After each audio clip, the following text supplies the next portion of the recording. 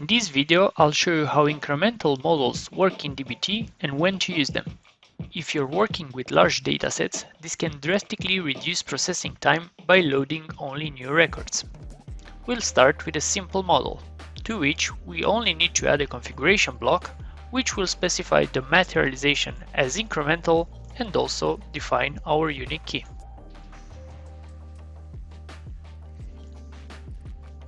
We also want to add a Jinja block with an if condition to pick up only the new records but avoid referencing this model before it was created. We execute the model and check the results in Snowflake. On a first execution, we can see that a table has been created.